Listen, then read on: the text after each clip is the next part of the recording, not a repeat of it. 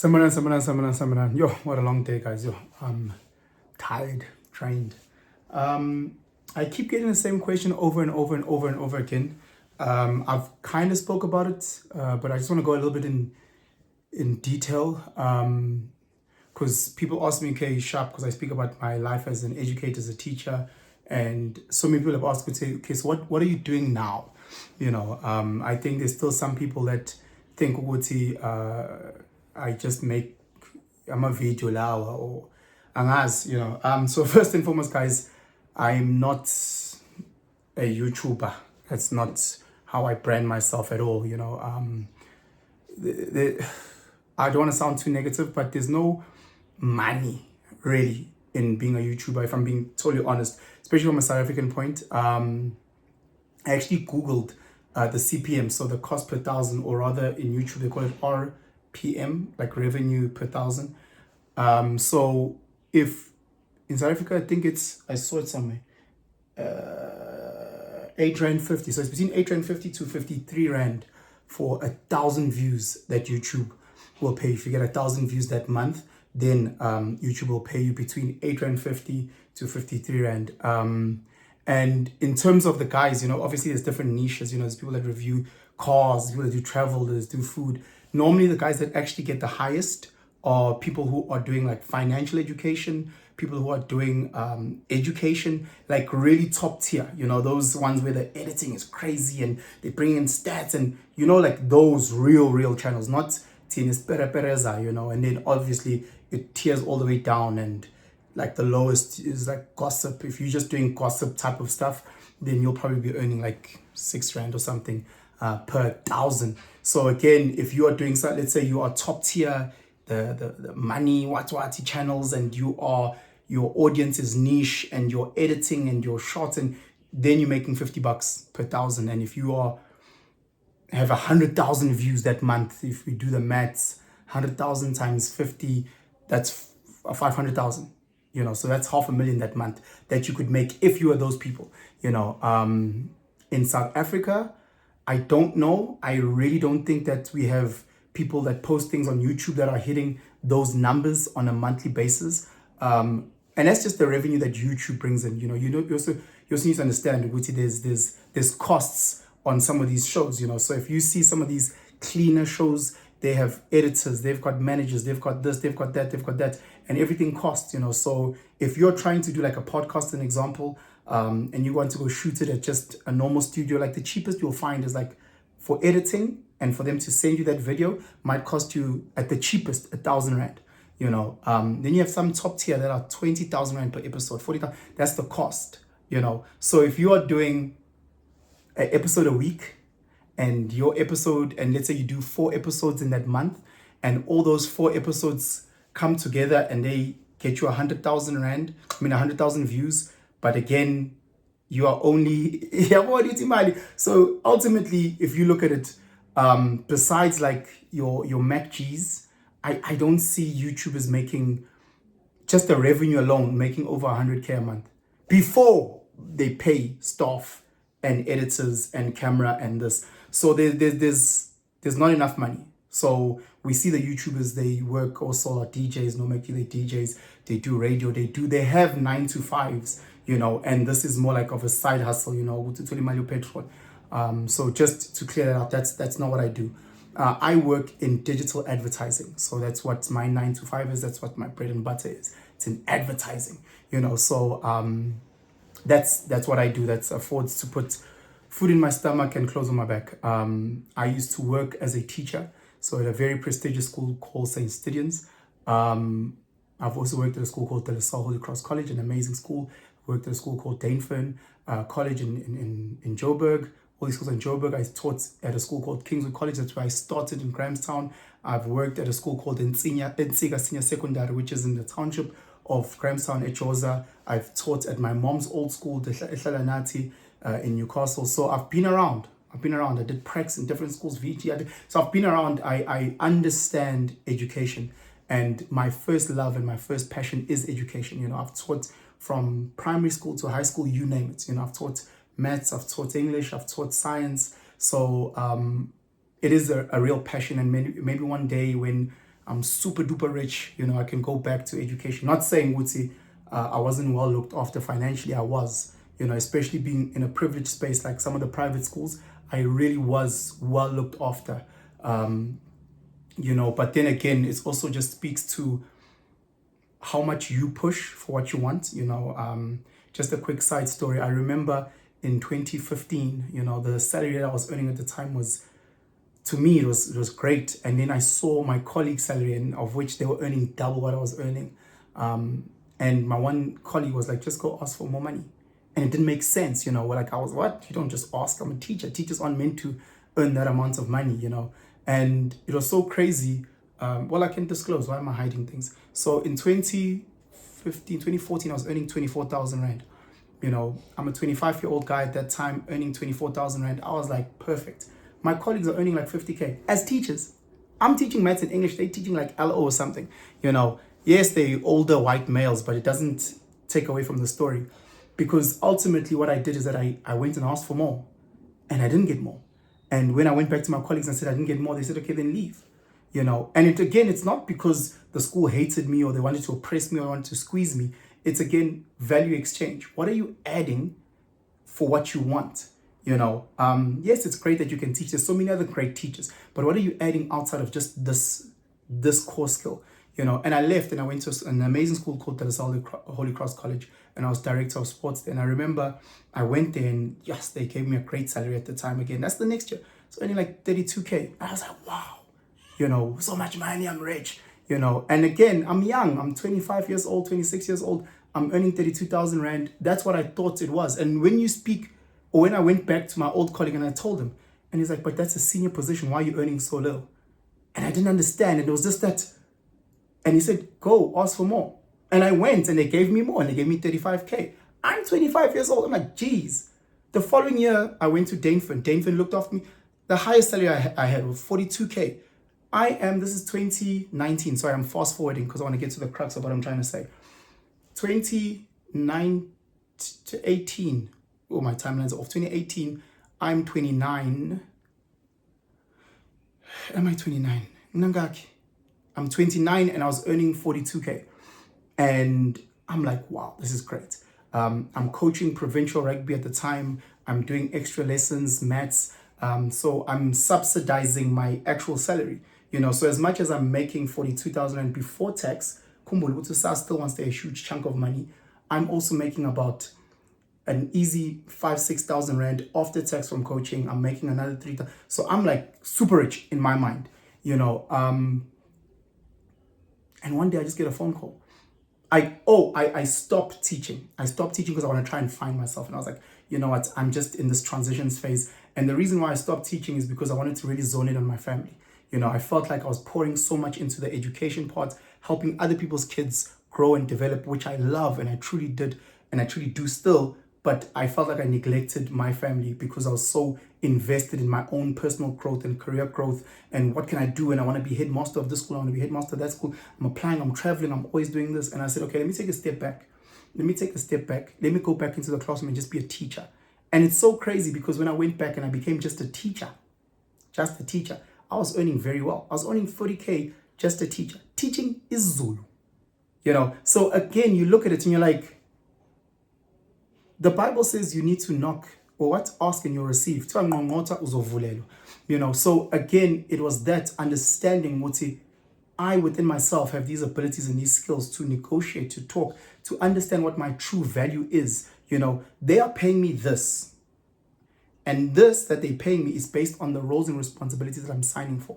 I want to earn that. So therefore, I need to become that person. I get a phone call from this one guy called Mike Van Ton, and he calls me up. I don't even know who he is. Like, this is passionate white guy. And I'm thinking someone is trying to sell me a cell phone contract, And I remember I hung up the phone, and his wife, because I was teaching with her, she's like, why you, talk to my husband. He's got a great opportunity for you. And again, being in blessed spaces, there's so many opportunities, but our eyes are closed. If you're a teacher, you teaching how many kids? Their parents work how many different jobs? So if you're able to sell yourself to these little kids, and these kids speak highly of you, and the teachers speak highly of you, and then the parents will start speaking highly of you, all of a sudden opportunities start opening up. I closed the door. I closed the door to the opportunity. And when he came through, he was like, listen, this is the opportunity. And I didn't see it. And he said, look, just listen to me, let's have coffee. And he broke it down. And again, what sold me is that he was a teacher and he transitioned into digital advertising. And I knew nothing about digital advertising, guys. But it's the reality of what you need to constantly be ready for the next chapter of your life, And the beauty in all of that is that when you go to the next chapter, you don't have to reinvent yourself. You don't have to start all over again. When I went into the next chapter of my life, which was digital advertising, I knew there's certain skills that I can take, like from this side to that side, transferable skills. So I try to write some of these things down so I don't forget. So for example, as a teacher, what's your bread and butter? As a teacher, it's communication. Now that I'm on the digital side and I was in sales, a lot of it is communication. I need to try and convince and sell my product to clients. The same way that when I'm teaching grade 6 long division, how do you sell it to the kids in such a way that they get excited and they buy into what you're trying to teach them? So that's communication, understanding who your audience is. The way that I teach a 12-year-old is not the way that I teach a matric boy. The same way that when I teach someone who's digitally advanced versus someone who's really new to this digital advertising space, I need to adjust and change. Teaching is all about organization and planning. We used to have year plans, term plans, month plan, week plan. It's the exact same thing when you get into sales. It's the exact same thing even if you decide to become a rugby player. You need to plan and structure your life and understand exactly what it is that you want to achieve. Have goals, have weekly goals, monthly goals, termly goals, yearly goals, whatever the case may be, but have that and plan thoroughly. Make sure that you plan, because if you don't plan, what's the saying? Then you're planning to fail.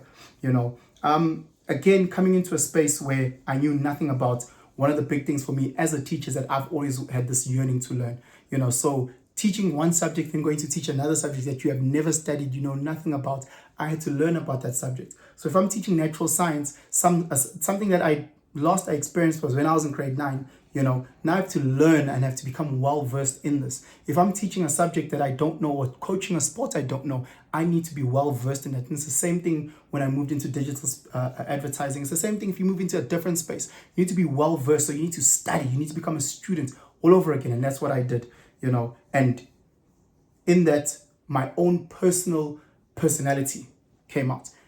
Being creative, being a critical thinker, being able to analyze, being what I'd like to, being somewhat charismatic and being able to share it. That's something that I think I have, and taking that into that space really made things a little bit easier for me, But again, just to focus on the education part, I didn't just go into digital space and then say, oh, okay, well, I'm done learning. I started all over again. I became an infant. I became a child. I was every little bit. I was on YouTube. What does this mean? What does that mean? How does this? I started all over because I didn't go to the fancy EFTAs or the triple A's or the Vegas. I didn't do that. So for me, my education was Google, was on YouTube, and was talking to people, which was a huge part for me. This talking to people, I started off then building a network. I started off building a network because I knew I can't do this alone. There's people that have been in this space for years and years and years. How can I leverage off that? There's people that I knew from the rugby world. They're like, how done you work in marketing? Geez, I didn't know that. And I leveraged off that. There's people that I knew from days of your pose as Kruva. Oh, bro, you work in marketing. I leveraged off that. And I built a little network. So there's a little WhatsApp group that I built. It's called Black Media Excellence. And I started this little WhatsApp group and I put like 4 or 5 of my friends. And it's so crazy. Fast forward, it's like got thousands of people in that group, from interns to managing directors, you name it. When it's media related, people are on that group. It's an amazing group where it's just networking, yes, there's jokes, there's this, there's banter. Obviously in a group there's a bit of friction every now and again, but it's so great because now the network is there. You can go and you can, I need help with this, I need guidance with this, I need leverage this. But again, it's creating a network. The same way that if you want to become a great rugby player, you need to find where other rugby players chill and you need to leverage off that. If you want to be good at gym, find where other gym people go and leverage off that so that they can fast forward you. They can say, don't go there, there's nothing but failure there. Try this. They can assist you, for you to get to where you need to get, And in getting into this space, in getting to this digital space, I'm like, what other opportunities are there? Because I need to be known within the space. So when I walk into a room, people go, hey, Benson. I started creating my own personal brand, So I created my own personal brand.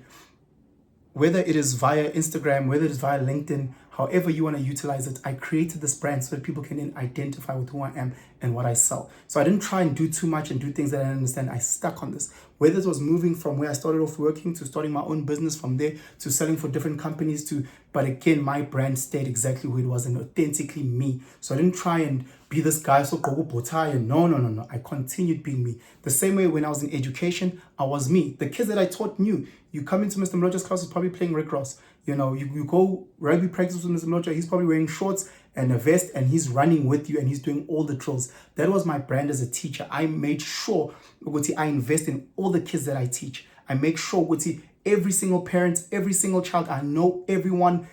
There's no one that gets left behind. From a sports point, I just get just as invested as they were. That is my brand. And now that I've moved into digital advertising, I know all my clients. I know all my clients' needs. I really do try and dot my I's and cross my T's. That is my brand. It's an authentic brand. It is who I am, you know.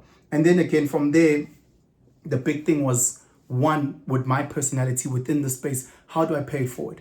You know, so whether it's opening up situations or opportunities for interns to come in, hey, bro, there's an opportunity here, bro, apply here, you know. And while I'm helping people, I'm also seeking mentorship. You know, there's some brilliant people, there's some amazing people that I've worked with on my journey, you know. So again, I'm so appreciative. There's too many for me to mention, but they really have looked after me and they still do, you know, from what Langanani to what Daisy. Hopefully, if they're watching, a shout out to these two amazing queens that have held my hand right through my digital world, my digital journey, and they've taught me so much. You know, again, the team that I work with, once you start immersing yourself, you look for the mentors and you help those coming up.